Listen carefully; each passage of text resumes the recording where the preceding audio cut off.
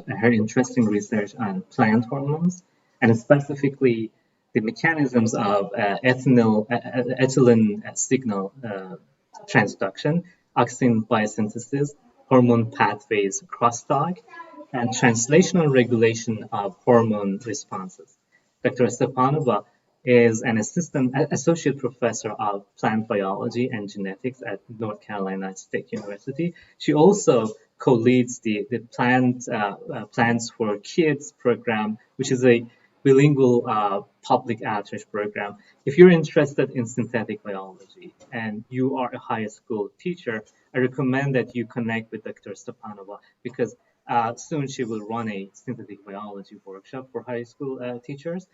Dr. Stepanova received her undergrad training at the University of Nevada, Reno, and Lobachevsky State University of Nizhny Novgorod in Russia, and she received her PhD degree in biology from University of Pennsylvania. Also, she had a postdoc training at North Carolina State University. With that, I welcome Dr. Stepanova to tell us about her work. Meanwhile, if you have any questions, please type in the YouTube chat, and I'll collect the questions and ask Dr. Stepanova after her talk.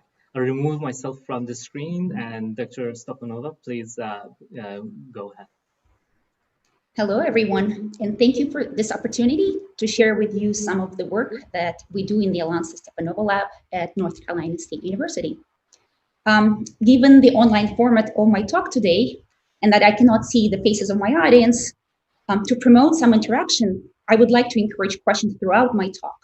You should be able to type your questions in YouTube, and Riza can interrupt me at any time and read your questions out loud. I will also pause after presenting each of the two main parts of my seminar, and then you will have the opportunity to ask your questions then.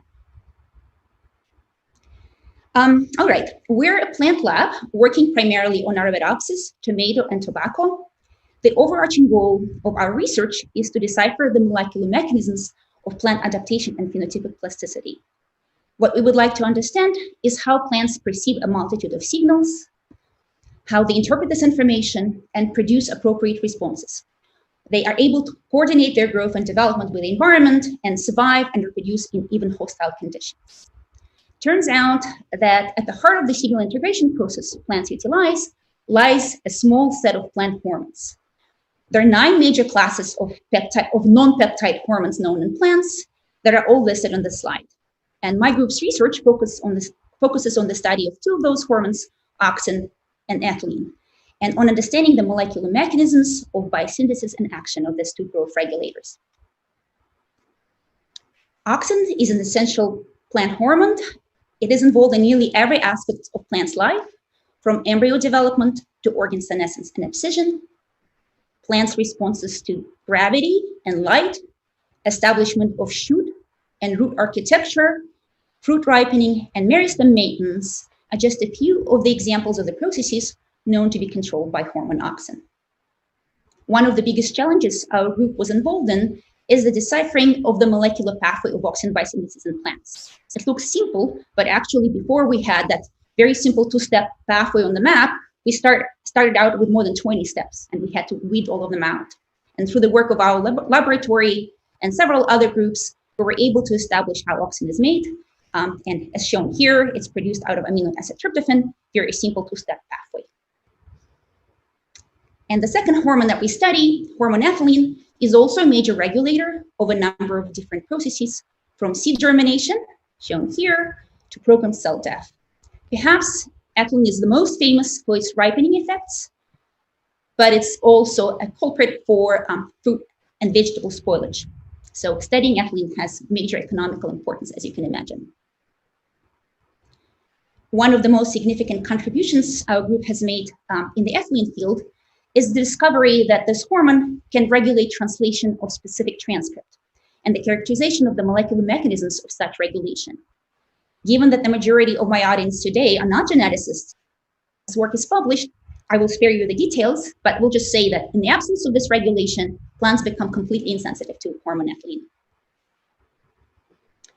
Neither auxin nor ethylene work in isolation, And there's a lot of crosstalk happening in the plant between different signaling pathways. Therefore, there is a push in the plant hormone field to build tools to monitor multiple hormones at once. How do we measure plant hormones? Over the years, various approaches have been developed. We use various types of specialized instruments. We use phenotypic assays, and we also use so-called genetically encoded biosensors to be able to monitor plant hormones. And the focus of my talk today is specifically on this latter type of sensing mechanism. I will talk about biosensors and reporters. So what is a genetically encoded biosensor? A typical biosensor, such as a transcriptional reporter depicted here on the diagram, is a recombinant DNA construct that contains a tandem of hormone-specific transcription factor binding sites.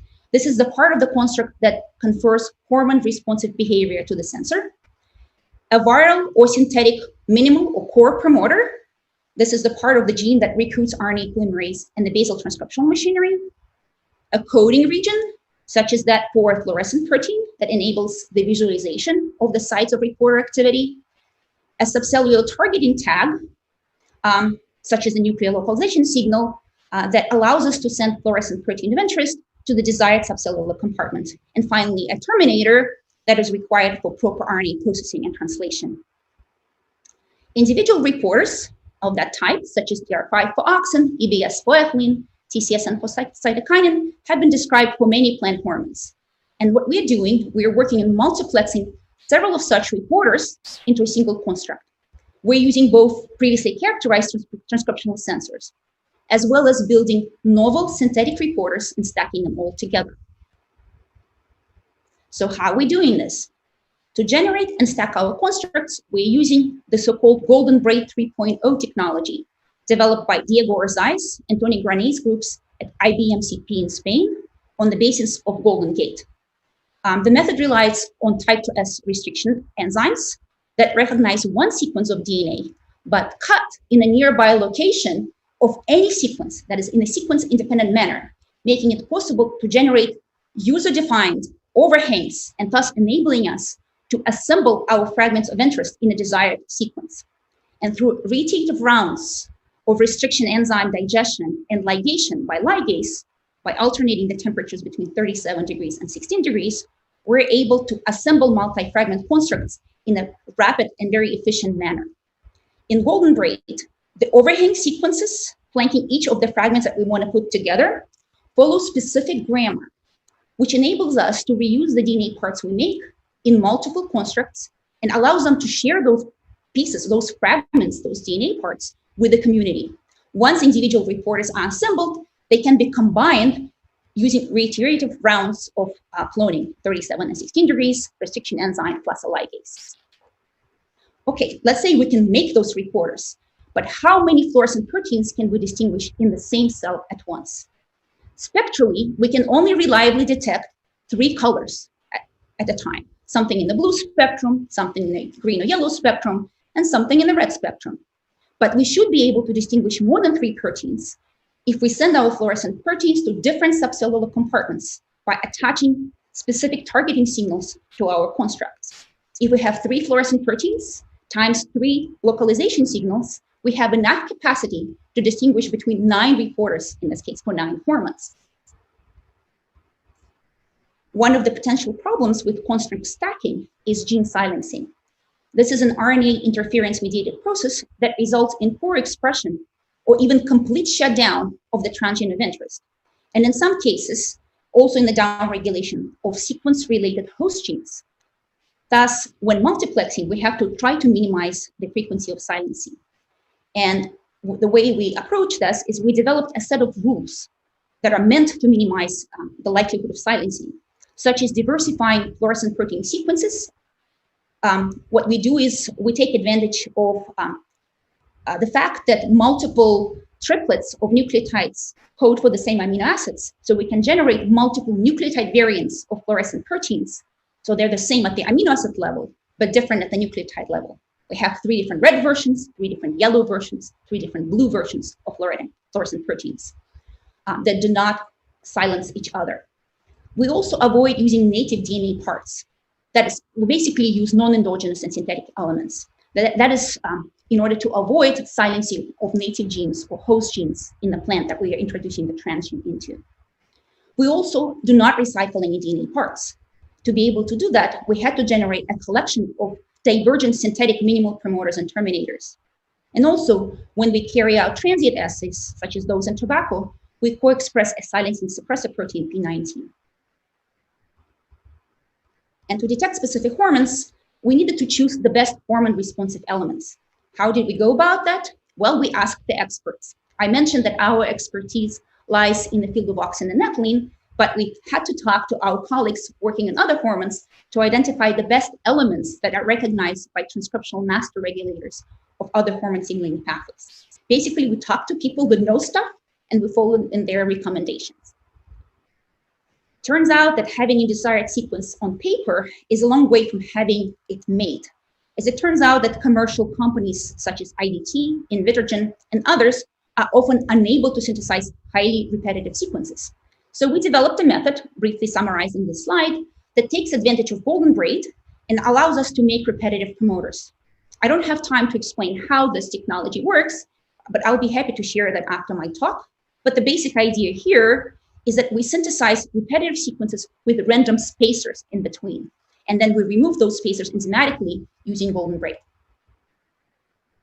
We are now 3 years into this biosensor project and have completed generating a collection of DNA parts for our multi-hormone reporter.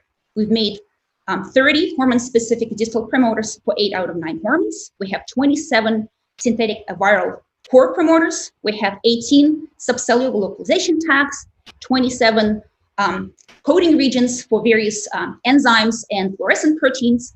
We also have 25 synthetic and viral terminators, as well as we have so-called combined parts that we refer to as tester constructs. And I'll explain to you what the testers are next. So as we're making new parts, we are validating the functionality of each of them in the context of so-called tester transcriptional unit in transient expression assays. A typical tester contains a 35S distal promoter, a 35S core promoter. So these are viral elements that are well characterized and broadly used in plants. A nuclear localization signal, one of the fluorescent proteins, in this case, white PET, which gives us yellow to green fluorescence, and a 35S terminator. And the idea here that we can take this tester and start swapping the parts one at a time. As in this particular example, we're replacing white PET, which gives off yellow to green fluorescence, with M-cherry that gives us red fluorescence. And of course, the expectation is that by swapping, we will see a shift in the fluorescence emission spectrum. In our collection, we have 3 C-terminal nucleotide versions of this yellow to green protein white PET, 3 versions of M-cherry, 3 versions of blue protein known as MTAG-BFP2, and we also have a triple version, a combined version where we fuse together 3 different green proteins together.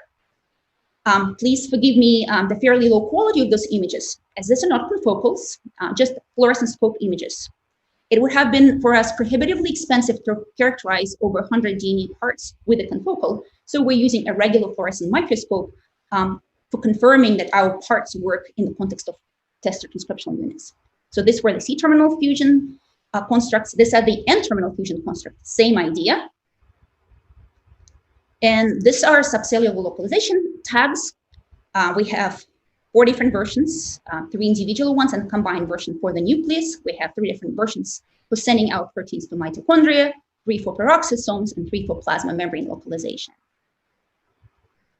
We have started testing synthetic and viral core promoters that we designed, and we are testing them using dual luciferase assays. So those allow us to normalize the activity of new parts that we develop relative to the well-characterized minimal viral promoter 35S that I mentioned earlier.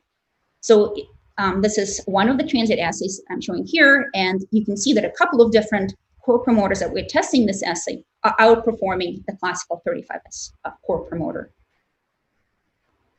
We have over 20 synthetic terminators that we've generated, and they're, as you can see in this assay, again, this is a luciferase, dual luciferase assay. Those 20 plus terminators outperform the 35S terminator. For hormone-specific promoters, we have to test them in the context of the tester, both in the absence and in the presence of the hormone. Here's an example of a cytokinin-inducible nuclear version of so-called TCSN promoter. This is done in a transient assay in tobacco. As expected, cytokinin treatment leads to induction of the activity of this reporter. If you zoom in, you can see that there is a nuclear localization as expected, but there's quite a bit of also leaky activity elsewhere. This is not uncommon for transient assays where the high transgene copy number overwhelms the cellular trafficking machinery. And this problem is usually resolved once you put the construct into stable lines, as shown here for stable Arabidopsis transgenic line. So this is minus cytokinin plus cytokinin, the same exact reporter. And now we see very clean nuclear localization. There is some basal expression in the absence of exogenous hormone treatment. And this is perfectly fine. This is expected because the plants are able to make endogenous cytokinin as well. But exogenous cytokinin treatment results in major induction of this reporter, as expected. This is for comparison a mitochondrial version of the cytokinin-inducible CSN reporter that drives M-cherry, so fluorescence shifts to red, and the localization shifts to the little dots that are mitochondria. This is a peroxisomal version of the auxin-inducible DR5 driving blue fluorescent protein. So here the arrows point to blue peroxisomes that are lighting up and to auxin. And this is a nuclear version of a highly sensitive ethylene-inducible reporter, EBSN, driving yellow fluorescent protein white PET. This is a brand new reporter that we generated in collaboration with Yelena Zemlyanskaya group in Russia, Novosibirsk University. Again, we can see very faint basal expression and very nice induction in the presence of exogenous hormone. Here we're using an ethylene precursor ACC to induce reporter activity. So this is a close-up, and here is zooming out, looking at the whole seedling level. So here, this long, skinny plant is a mock-treated plant, has pretty much no expression of the reporter, very little basal levels, and when we treat the plant with the ethylene precursor ACC, the reporter lights up very, very nicely. The new EBS reporter is a major improvement relative to what has been available up to now in the ethylene field. Is compared to the classical 5x EBS promoter the community uses. And this is the version that I made 20 years ago as a graduate student in the ECRA lab. The new version of EBS has much, much greater sensitivity and much broader domain of expression. These are the GUS versions of the ethylene sensor. So instead of fluorescent protein, we're using an enzyme, beta-glucuronidase. And the classical reporter is active mostly in the root tip and in the cotyledons, the embryonic leaves of the plant. But our new 10x EBS sensor has a much broader domain of expression, and the entire root is fully saturated in the presence of the hormone. And as a control, in this case, we're using an EBS version that harbors mutations in the transcription factor target site of the ethylene signaling master regulator, and thus shows no activity. So this is telling us that this staining that we see in the left two cases is actually staining due to ethylene and not due to some unrelated transcription factors. So we have recently started assembling different versions of triple sensors. This is the so-called ACE sensor that combines a sensor for auxin, cytokinin, and ethylene into one, together with the selectable marker. We've tested this in transient assays and started testing stable transformants. So you can see that all three combined reporters will work pretty well in transient assays, with the auxin responsive BFP being targeted to peroxisomes, cytokinin responsive M-cherry going to mitochondria, and then ethylene-inducible white PET accumulating in the nucleus. So this is finally a confocal image where we're looking at the triple ACE construct co-expressed in tobacco epidermis specifically, and we can clearly see all three reporters in their respective compartments upon triple hormone induction, auxin-inducible BFP in peroxisomes, ethylene-inducible GFP in nuclei, and then cytokinin-inducible M-cherry in the right here in the red mitochondria, and then we also see plastids that autofluoresce. In stable lines, as shown here, cytokinin-inducible mitochondrial M-cherry here in red, and ethylene-inducible nuclear GFP are very easy to see, but auxin-inducible blue fluorescent protein that's supposed to light up peroxisomes is not as bright as we were hoping. And there's probably two reasons for that. One, that BFP is not as bright of a fluorescent protein, but also peroxisomes are incredibly mobile in the cell. They move around, and it's incredibly difficult to focus on and capture peroxisomes under this level of magnifications. We are now anyhow remaking the ACE thermometer to generate a version 3.0, where we are swapping colors and utilizing the active most core promoters that we've identified and the most active terminators from our screens. And we're combining those with BFP to maximize its activity. Our NSF eager project that I just described to you enabled us to generate a collection of DNA parts and initiate testing of the so-called ACE triple biosensor that combines reporters for auxin, cytokinin, and ethylene, as shown here, together with a marker. And the ultimate goal of this work would have been to generate a thermometer that can detect all 9 classes of major non-peptide hormones in plants. But we currently do not have funding for that, and we will be applying for that in the future. If we do have that at some point in our lives, that will give us a wonderful opportunity to put this construct into different species and to investigate the molecular consequences of mutations, stresses, diseases, both in the lab setting and in the field. And I would like to pause here and ask if there are any questions for that first part of my talk before I move into a completely unrelated part of the presentation. Reza? If I don't hear anything, right. Reza, are you there? Yes, should I continue or are there any questions? Well, I have not seen any question coming from the audience. I do have some questions, but we can talk about it later at the end of the talk. So whichever you prefer, so that will be fine. But from the audience, there has been no question so far. It probably is very clear. Feel free to post your questions, and I would be happy to answer them later. And I'll move on so that we don't hold up the presentation. Yeah, please go ahead. All right. So another synthetic biology project in our lab that I'd like to mention has to do with the generation of genetic devices to control gene expression. If you're a biologist, you probably realize that we are often, as biologists, restricted by the choice of promoters that we have available to us to drive our genes of interest in complex patterns or at desired levels. What we do is we often rely on the so-called markers, such as tissue-specific or stimulus-inducible promoters, that enable us to target our gene of interest to specific cell types or the trigger expression of our favorite gene at will upon induction with a stimulus. But the question is, how specific or noise-free are those markers? And the answer is, unfortunately, not as specific as we would like them to be. For example, some of our best root-enriched markers have detectable shoot activity under some conditions.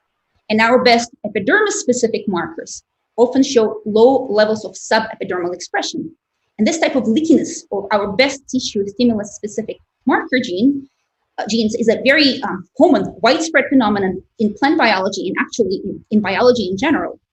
Nonetheless, in molecular genetics, we often express our genes of interest under the control of those promoters. They have enriched, but not necessarily very specific expression, but we make conclusions based on their ability to complement.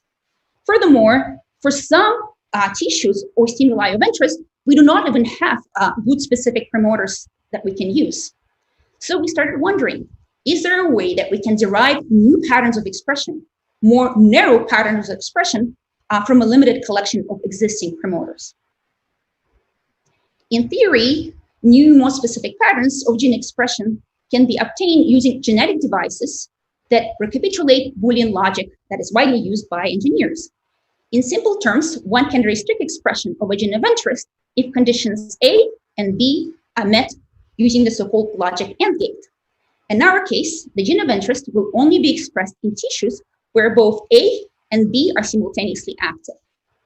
If A, let's say, is a quiescent center specific marker. Quiescent center is just a subset of cells in the heart of the root meristem of the plant, but let's say it has leaky expression also somewhere in the shoot.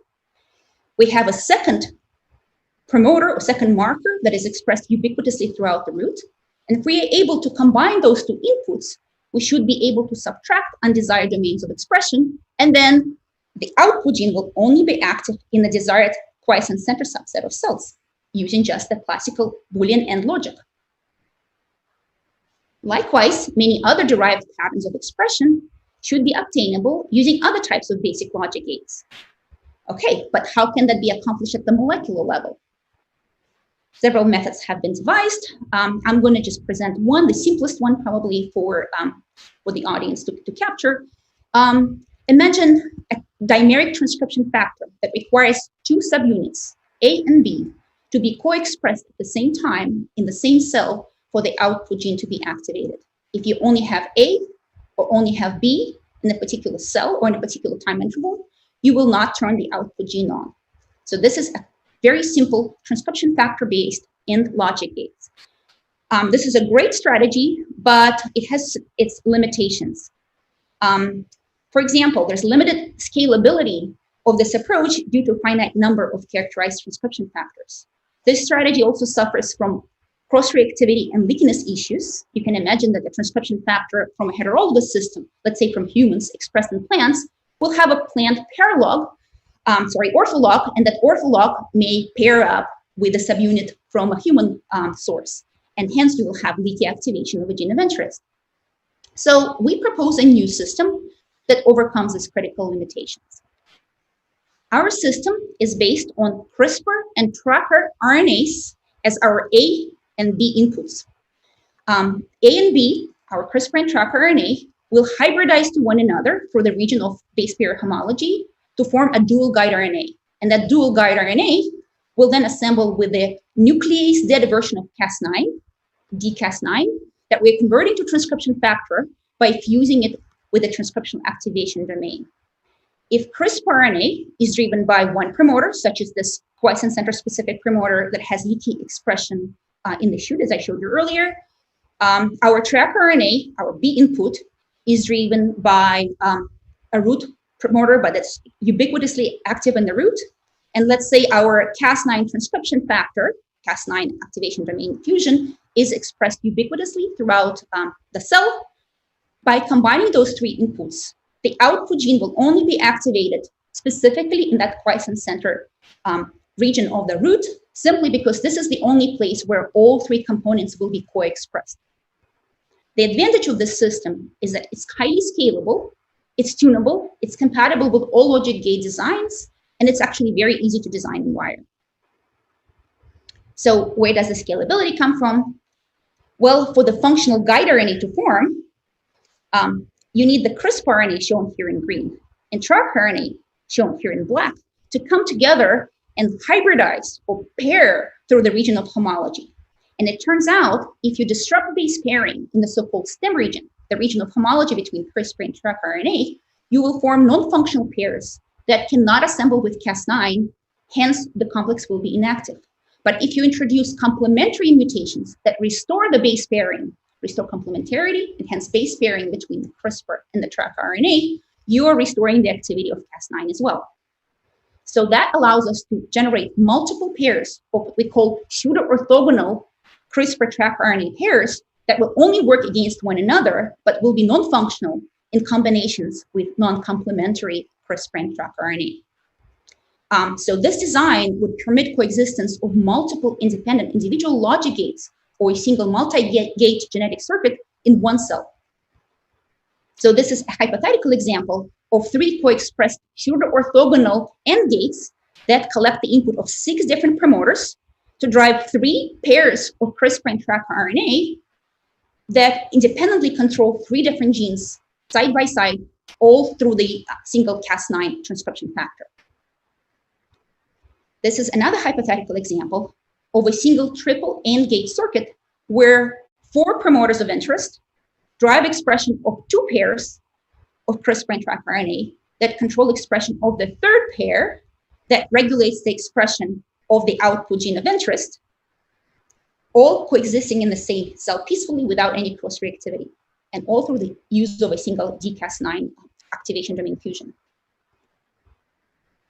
And by regulating the copy number of target protospacer regions that recruit those transcriptional complexes to the promoter of genes of interest, we're able to tune the levels of expression of the output gene So if we have one photospacer, you have a particular level of activation, and the more photospacers you have, the greater is the activation of the output gene. It's not a linear relationship, but there is always somewhat greater expression the more photospacers you have in the promoter. And to further illustrate the hypothetical potential of our approach, I'm showing you here the predicted patterns of expression one would get in the root tip of a plant by combining one tissue-specific promoter, such as that quiescent center-enriched promoter WOX5.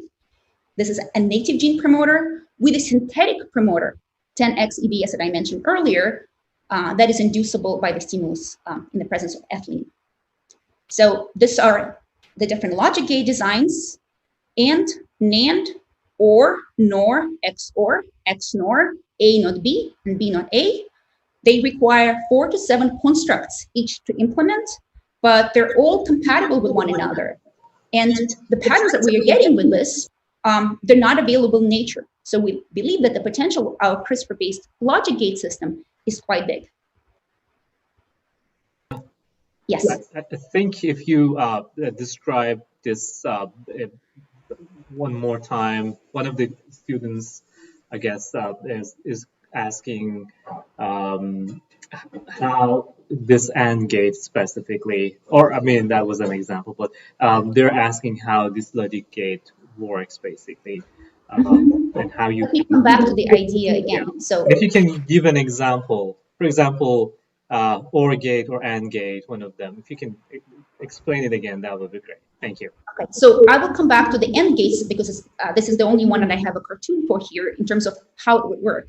So you will start with the CRISPR RNA, and the track RNA is your inputs. So instead of a transcription factor subunits, as in the example that I showed you earlier, you're using one of the inputs is your CRISPR RNA shown here in blue. In that case, in the example that I was trying to explain, the CRISPR RNA is going to be specifically expressed in the quiescent center, but also will have leaky expression in the shoot. I showed you earlier how WOX5 promoter looks like. So you will have this expression, and you only want to have the expression in the quiescent center. So our second promoter is going to have expression in the root everywhere. So when you combine those two parts, the only thing in common between the two is the expression in the quiescent center. And going back to our CRISPR logic gate design, so we have CRISPR RNA and tracker RNA co-expressed only in the quiescent center. Because we express in the Cas9 protein that is required for the formation of this tripartite complex of CRISPR, tracker, and Cas9, we express in this transcription factor everywhere, ubiquitously. So it doesn't really aid in the selectivity. But just by having CRISPR and tracker selectively co-expressed in the quiescent center, we're eliminating functional complexes from all other cells.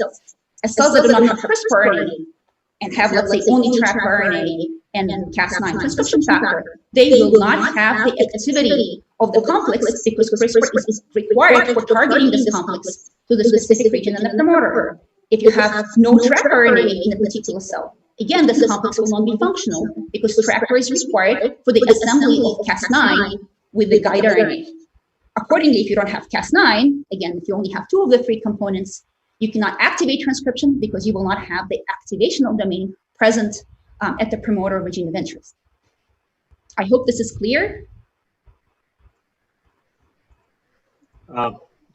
Yes, and so I think a follow-up question, which is probably a comment, is, and I'm guessing that you're gonna describe this, but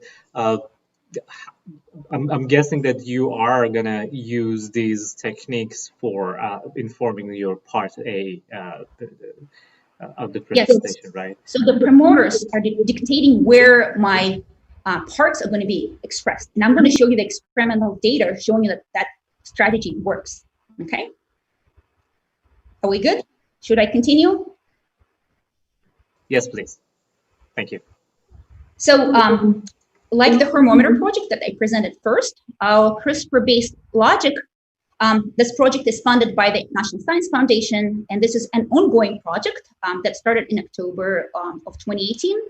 And given our group's expertise in plant hormones and synthetic biology, as a proof of concept, what we're doing is we're generating and testing these genetic devices, first in transient assays in tobacco, but then applying them to precisely control the expression of our favorite genes, in this case, auxin biosynthesis genes, in Arabidopsis and in tomato, with the goal to manipulate plant root architecture, because where auxin is made actually dictates where the root is going to emerge.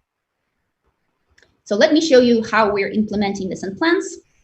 First, to show that our dual guide RNA approach works, we first built several basic 3-input logic gates that I just described that converge on the activation of mCherry as our output reporter gene. So we see red fluorescence in the cells that will have all 3 components active at the same time. Because majority of work that's been done with CRISPR system involves single guide RNA. So we are going back to the original immunity system of bacteria, where there are 2 versions, CRISPR and track RNA, that need to come together through this hybridization, through the so-called stem region. So we had to first identify the optimal lengths of CRISPR and track RNA from bacterial systems that will work well in plants. So we've tested different lengths of CRISPR and track RNA, and we found that only the processed versions, the shorter versions of CRISPR and tracker, give us full activation of the output reporter gene. So for all further work, for all the follow-up experiments, we then use the short versions of CRISPR and track RNA. By the way, this observation that only the short versions work well in plants suggests that RNase-mediated processing that's supposed to chop off the unneeded ends is rate limiting in plants. So that's why we have to work with the shorter processed versions. So the next thing we did is we generated 4 mutant but complementary pairs of CRISPR and track RNA. So this is the stem region, and I'm zooming in specifically on the sequence of the stem region. We're introducing 1 to 5 mutations with respect to the wild type version, and then we're making them complementary, so both CRISPR and tracker can still pair. And those 4 new versions are as good, if not better, than the wild type pair. This is telling us that base pairing fulfills the requirements. It's not really important what the sequence within the stem region is, as long as a CRISPR and tracker can hybridize. But now, if we have this CRISPR and tracker 5 different versions of wild type CRISPR, mutant versions of CRISPR and track RNAs, what we can do now is to do 5 by 5 comparisons. We can run this pairwise combinations, and that allows us to test the orthogonality of mutant pairs. And then that allows us to determine how many mismatches in the lower stem region of the CRISPR and track RNA the cell can tolerate.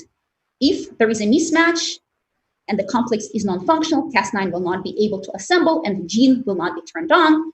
If the complementation of CRISPR and track RNA is sufficient for the complex to form, then the mCherry gene will turn on.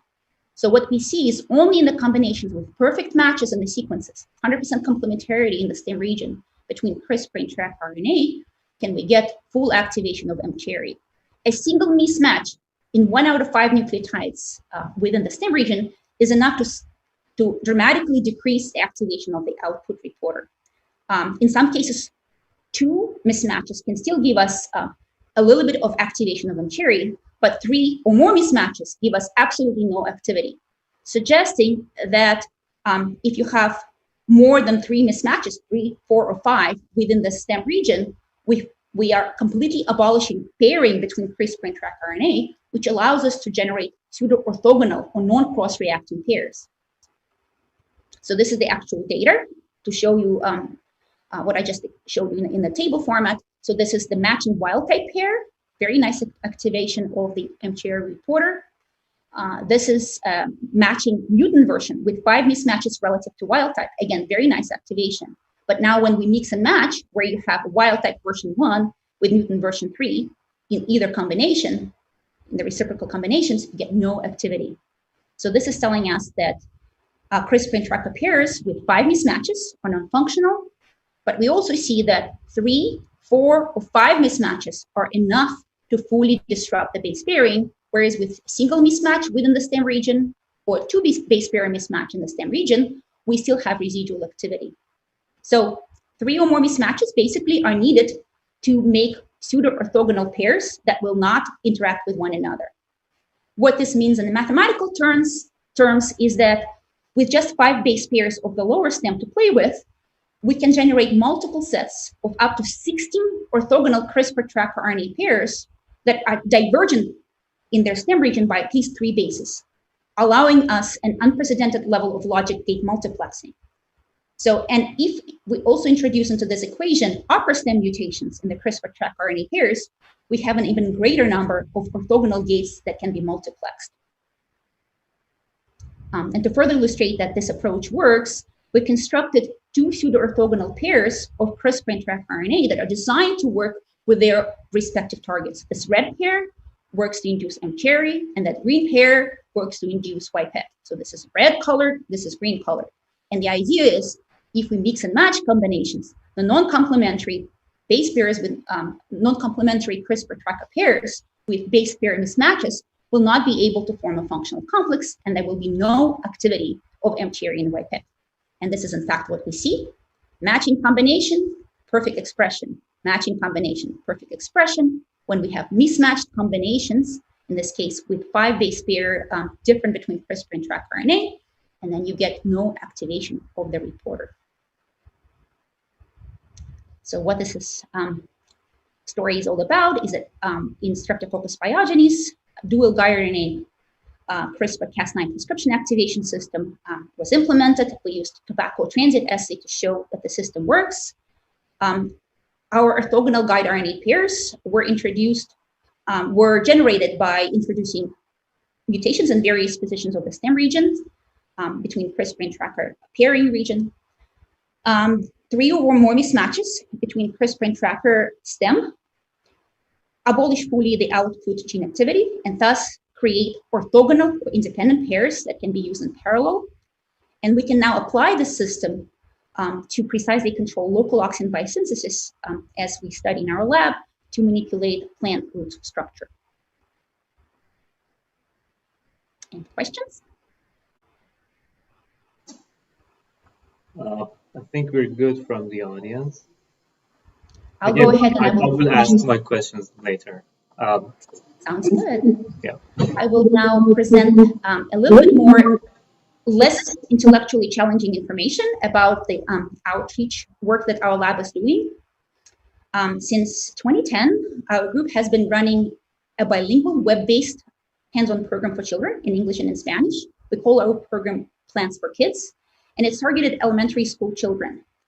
The program teaches children how to set up, run, and interpret basic science experiments. And we teach kids how to do that using materials that they can find around the house. So we have developed 14 experimental web modules. They're available through the web. They consist of 6 different sections: questions to be addressed, materials that are needed for the particular set of experiments, directions on how to execute the experiments, helpful hints and suggestions, expected results, and then follow-up questions. And the materials that we recommend the kids use are things that they can find around the house, such as instead of planting pots, they can use rinsed yogurt cups, empty milk cartons, various types of recycled containers and paper cups and so on. For substrate to grow their plants, if they have access to soil, that's great. If they don't, things like mulch, sand, clay, or even shredded junk mail, or in my case, I use shredded student exams as a substrate to grow my plants. And for seed material, kids can use air-dried seeds from pumpkins or cantaloupes that they carved and ate. And they can also use peas, beans, and lentils that probably their moms buys for cooking, as long as they're uncooked. So there were some kids that were complaining that their peas from the can did not work, but peas from a bag, as long as they're dry and unsplit, work wonders as a planting material. With this experiment, kids get to explore the effects of light, gravity, water, temperature, and so on plant growth. And several of our projects just require seeds, cups, and substrate, like a mulch or soil. Here's one. This is one of our favorites. This is one of the most visual experiments. We call it light versus dark. Kids are asked to plant the seeds and put one pot on the windowsill and one under a bed or in a dark counter. And most kids expect that plants won't be able to germinate in the dark and are very surprised to discover that dark germinated seedlings grow taller than their light-grown counterparts. And this usually brings about a lot of questions as to why that is the case. Why plants in the dark grow taller? And I'll be happy to answer this question for you if you're wondering later after my talk. But this is something that stimulates thinking, because if you think that something is not going to grow and it grows and grows better, that opens a whole new set of questions to follow up on. We also have questions that kids can address with branches and flowers kids can collect outdoors. Here are some of the examples, and I'm going to just show you one. This is an experiment where kids are using food coloring and are studying water transport and nutrient transport in plants. They're able to visualize water uptake and distribution throughout the plant by using, in this case, clover, but you can use celery, you can use poppy, you can use any types of plants that you can find in your yard or maybe in the fridge. And to disseminate this experimental modules that we developed, we run monthly demos at the North Carolina Museums of Natural Sciences. We also do classroom visits on demand. And to date, since 2010, we have done over 120 live demos that range in duration from 2 to 8 hours. And we were able through this demonstrations to reach thousands of kids. And typically, you will see us at the museum every first Saturday of the month. But unfortunately, due to COVID, the museum has been closed since mid-March. So we will not be running our booth tomorrow on the first Saturday of June. And prior to quarantine, our lab has also been working on producing Plants for Kids videos. The idea here is that some of our youngest clients do not even know how to read, so they cannot go to the web and read the instructions. So we hope to provide video instructions instead. And for that, we hired a talented bilingual undergraduate student, Eduardo Santana. He's an NC State undergrad. And we also had Spanish-speaking children of my lab mate, who's Javier Brumos, Lucas, and Emma, pose as our volunteer kid actors. And they're wonderful. And another avenue we're employing with the goal to reach out to the general public are educational YouTube videos. My lab creates videos about the biological processes and technologies that we are employing in our lab. My molecular genetics graduate students make extra credit videos that explain basic scientific concepts they've learned in class with the goal to disseminate their knowledge to the general public in very simple terms. I tell them to make those videos and I help them make those videos at the level of high school audience so that the general public can follow. And my own kids also make educational videos, my biological children, about a variety of topics from genetically modified organisms to CRISPR to machine learning. This is, for example, a YouTube channel that my son runs. He's 14 and he's into machine learning and artificial intelligence. So he likes explaining how neural networks work and is showing how to apply those to move biology and medicine forward, such as aid breast cancer diagnosis, as in one of his most popular videos. And the last thing I wanted to mention is our group's effort to build an equipment rental library for high school teachers in North Carolina. We don't realize, but we're very, very fortunate to be able to do molecular work, but most of classrooms do not have access to fancy equipment such as PCR machines or gel electrophoresis setups.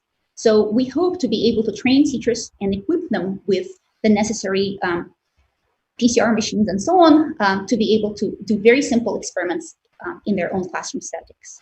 We have developed a week-long hands-on module on recombinant DNA and on synthetic biology for high schools. We tested these modules in 2 AP biology classrooms in Athens Drive High School in Raleigh in the hands of 43 students. And the students got to extract plasmid DNA, run PCRs, restriction digests. They got to pour gels and run those gels and set up CPEC cloning reactions, prepare competent E. coli cells, transform bacteria, select transform cells, so the whole 9 yards of molecular biology. And all the work is done on portable miniaturized equipment that we provide. You can see here a tiny centrifuge in a tiny gel box. And our plan is to organize a series of week-long teacher training workshops for high school biology teachers. And then we would have trained teachers rent the equipment and supplies from our equipment library free of charge, and so that they can implement those experiments in their own class.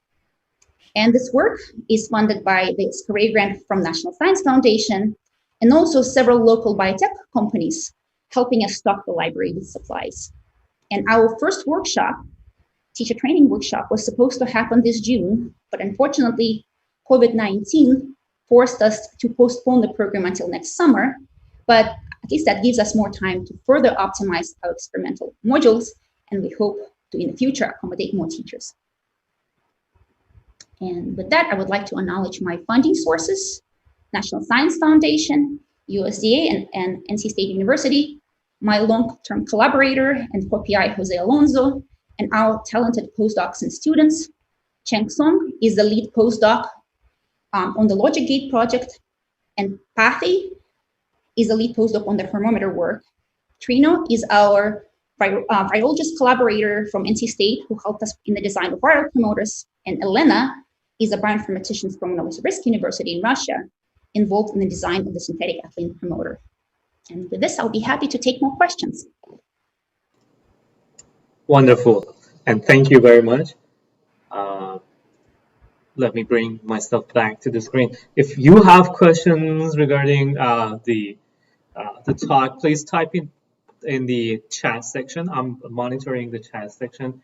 I'm not sure that these questions are gonna stay after we save the presentation. So don't be afraid of typing anything that you want to ask.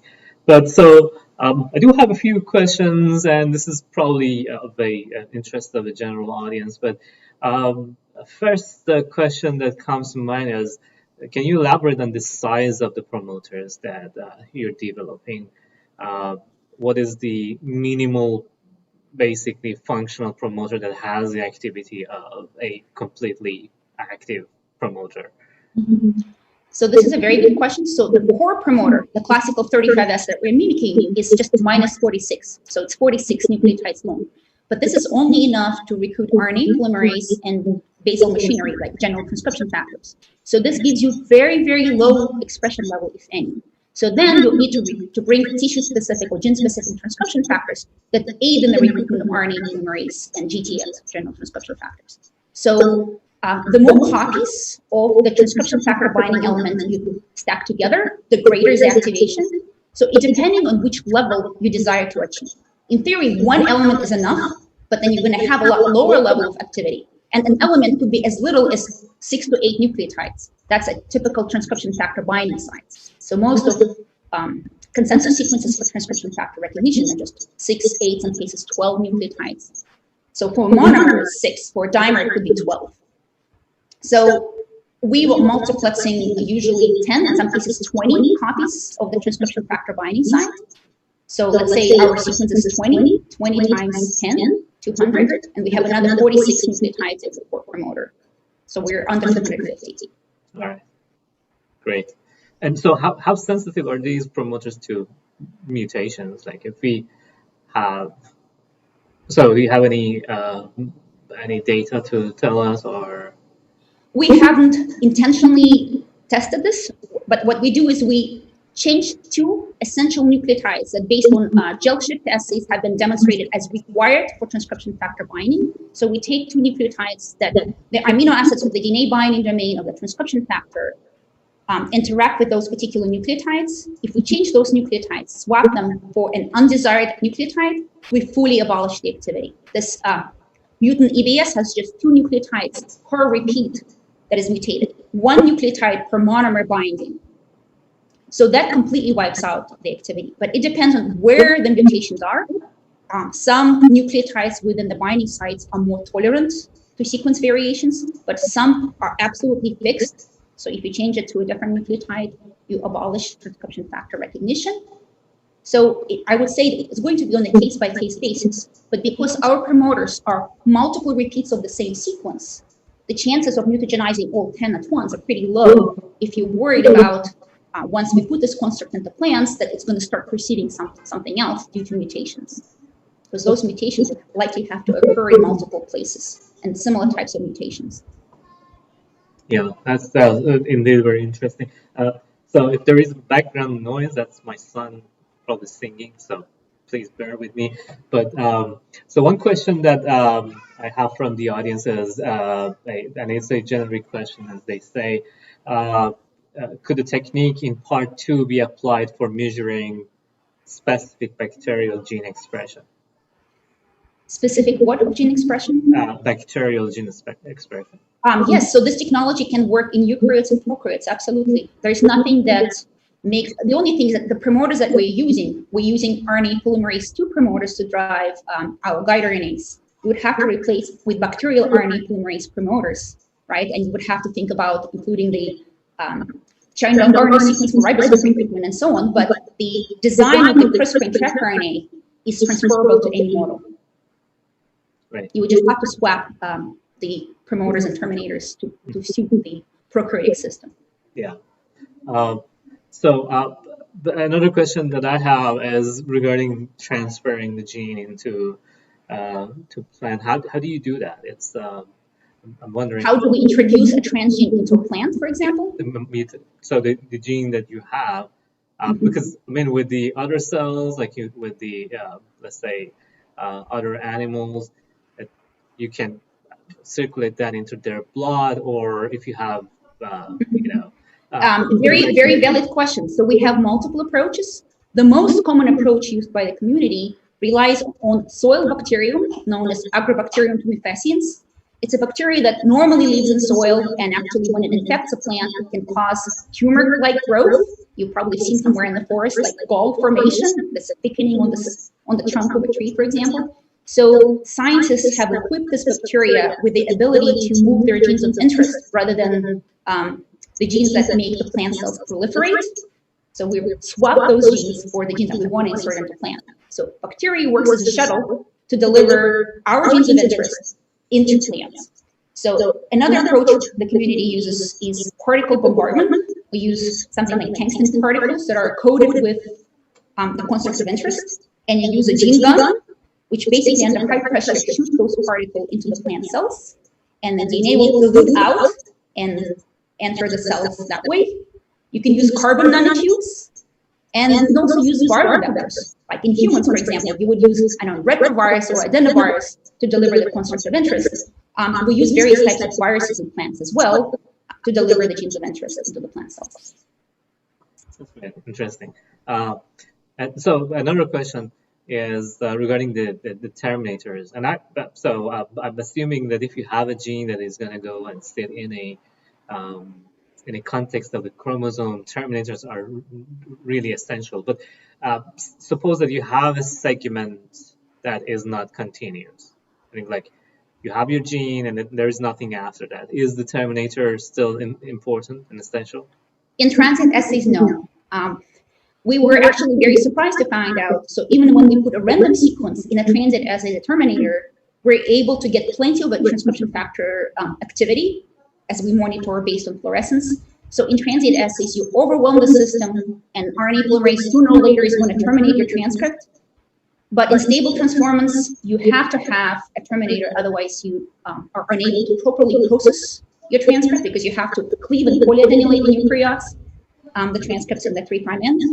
And if you don't have proper cleavage and polyadenylation signals, which are provided by the terminator, your transcript, even if it just terminates somewhere randomly, is going to be very unstable due to lack of poly A. Yeah, all right. So I think that's also one of the differences between bacteria and plant cells, right? Because they don't. Well, but I think the difference is that in bacteria, and like a lifetime of a transcript is I think it's 2 minutes.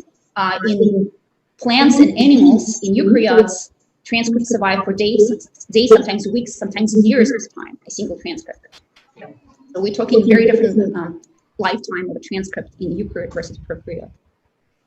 Right. Yeah. I didn't pay attention to that part. I appreciate that. So another question that I have, and this is regarding the Cas9 thing. So what is the size of the promoter related to the size of the the enzyme itself? Meaning that if you have a small promoter, would it still be active enough because there are essential sequences as you mentioned before, but how much the size of that promoter matter? Mm-hmm. So as you know, the sequence that Cas9 requires for recognition is just 20 nucleotides plus PAM, another 3, so it's 23 or so. Depending on which species you're working with, PAM could be a little bit longer. or there are some now PAMless versions of Cas, but you do have some steric hindrance that you put 20 and then 3 and the next 20. So usually you would have a spacer in between. But based on promoters that I'm familiar with, people put another 20 in between, another 20 nucleotides, and there's no steric hindrance issues. So basically, if you have 40 bases, is that 43 bases, 45? Yes, and another thing to consider is on which side of the DNA double helix your Cas9 will bind. If you have the right periodicity, you can have one Cas9 bind on one side, another Cas9 bind on the other side. So they're not sitting right next to each other, so they're more accommodating that way.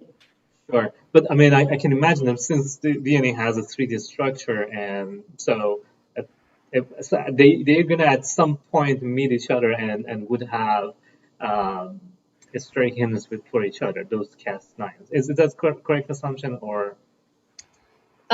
So I think maybe we're looking at this a bit incorrectly because transcription factor binding is transient. It's not like a factor binds and sits there. The more elements you have, the more protospacers for the recognition, is the higher the probability of recruiting Cas9. But not every site is going to be occupied at any given moment. Sure. So basically, the more sequences you have, the greater is the chance that at any given moment you will have certain number of Cas9 complexes recruited. But it doesn't have to be that two adjacent complexes will be present at the same time on the same promoter sequence or on the adjacent promoter sequences. Yeah, that seems clear. My question is, how does Cas9 sit? Is it sitting, going away, or is it sliding? Like any other known transcription factor, usually what happens is that the amino acids over DNA binding factor will be kind of intercalating between bases of the DNA, but in this case, the recognition is done through RNA, if you remember, right? So the guide RNA is the one that does the binding. So the Cas9 is mostly on the outside of that RNA DNA hybrid. There's a crystal structure available. There's a couple of different papers that crystallized different versions of Cas9 from different species on the DNA. So this is publicly available. All right, thank you. And so I'm not gonna bore you much with the questions, but one question that I have, actually one question and one comment. But one question that I have, the last question is regarding the effect of stoichiometry. Probably this is of interest of many of the students that we have at JSNN. Can you elaborate on that? I mean, I can imagine that this system gets fairly complicated as you move forward with a number of the molecules that you're interacting with, right? So if you have, so if you have like component 1, 2, 3, and 4, it's way more complicated than having only component 1 and 2, right? So for your logic gate with the CRISPR technology, can you elaborate on that and what mechanic or what techniques you foresee that would solve this issue or would help solving this issue? Okay, so remember the big component in that system is Cas9, and we only need one Cas9 for all of our gates that we're trying to multiplex. And what we're actually just diversifying are the guide RNA sequences, the CRISPR and the trapper, which are fairly small. And there are different ways of multiplexing those. People have been using a single promoter driving a tandem of CRISPR tracker RNAs, but then you will have various types of processing machinery to excise individual guide RNA units. You can use ribozymes, you can use tRNA-based processing that will cleave off. There's nucleases such as CSY4 that can cut out individual CRISPR tracker units out of a so-called polycistronic transcript. Or some people prefer to put every guide RNA under its own promoter with its own terminator.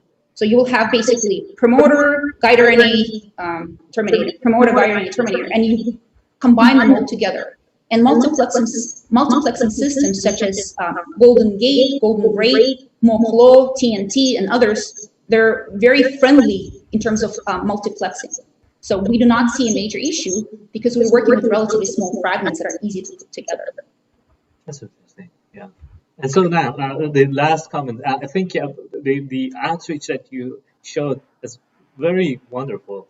And I'm pretty new to North Carolina, but I think the community really appreciate that. We have Dr. Hare here that is working in not similar area, but I mean, like same area, and he's working on hydroponics and plant hydroponics basically, and he is very active in after. So I think he would be happy to talk to you about I'd love to talk making to you. it broader for Greensboro being also involved in your activities if you're interested. So I can probably Absolutely. connect you guys with each other. Yeah, So with please put us in contact. That would be great.